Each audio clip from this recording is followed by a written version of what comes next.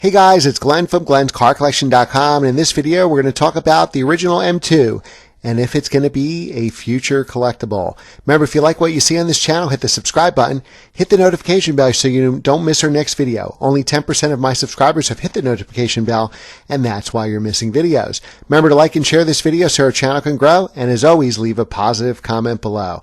Alright, the original M2, what you're looking at here is my 2016 BMW M2.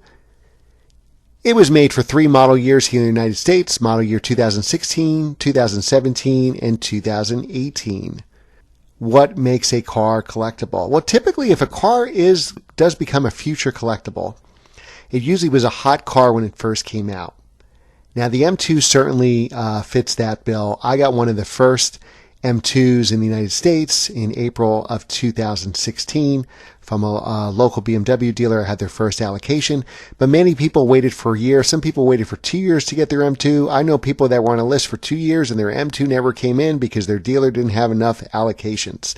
So this car was hot from the start, so we can check off that box. Now the next thing we have to look at, if a car could be a future collectible, are production numbers. So for this video, we're only looking at United States production, which again was model years 2016, 2017, and 2018. Now a total of 5,823 units were produced here in the United States. And how does that compare with other future collectibles? Well, the first thing I think we need to look at is another car that was hot from the start, the Ford GT, and I'm talking about the 2005-2006 Ford GT, and that sold 4,038 units, 4,038. Another future collectible will be the original Acura NSX, which was sold here in the United States from 1991 to 2005. Now that had over 8,900 units sold. So the M2 is more than the Ford GT and less than the Acura NSX. But probably the closest and most best comparison will be the BMW 1 Series M.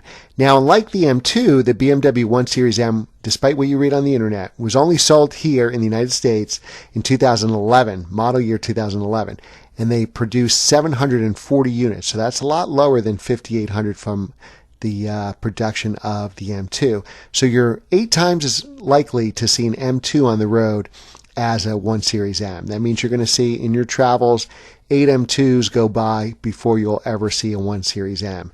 I own a 1 Series M, and I don't think I've ever seen one in the wild that wasn't at a car show or at a Cars and Coffee. The problem is for the M2 being collectible is, unlike the Ford GT 2005-2006 that they stopped producing, yeah, there's a new version, but it's electronic, it's automatic, it's a 6-cylinder. Same thing with the NSX. It's not a stick shift visceral car anymore. It's an all-wheel drive hybrid. So those cars, you can't get a stick shift Ford GT anymore, V8 supercharged. You can't get a stick shift hydraulic steering NSX anymore. So you're really limited for choices there. You can buy a new one, but it's not the same as the old one. Now, same thing with the 1 Series M. Here in the United States, the 2 Series replace the 1 Series, so they can never make another 1 Series M. But they can keep making new 2 Series. So there already is a better version out of the M2. It's called the M2 Competition. So essentially, we already have a better M2 out, replacing it. There is no better 1M because they can't make a new version of the 1M. Same with the Ford GT, same with the NSX. Now, soon hotter versions are going to come out. There's going to be an M2 CS. There may be an M2 CSL.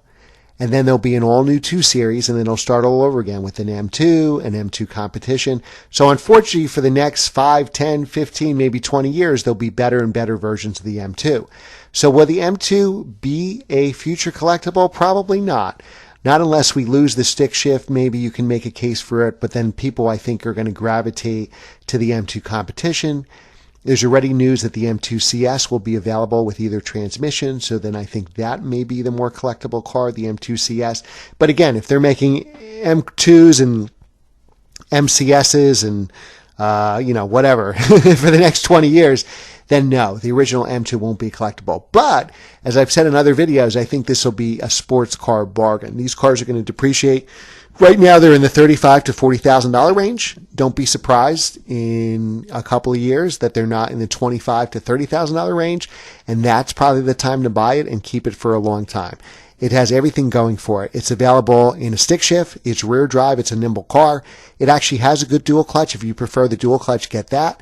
And I think this could be a great car for years to come. So don't worry about future collectability. Just buy and enjoy. Thanks for watching, guys, and I will see you next time.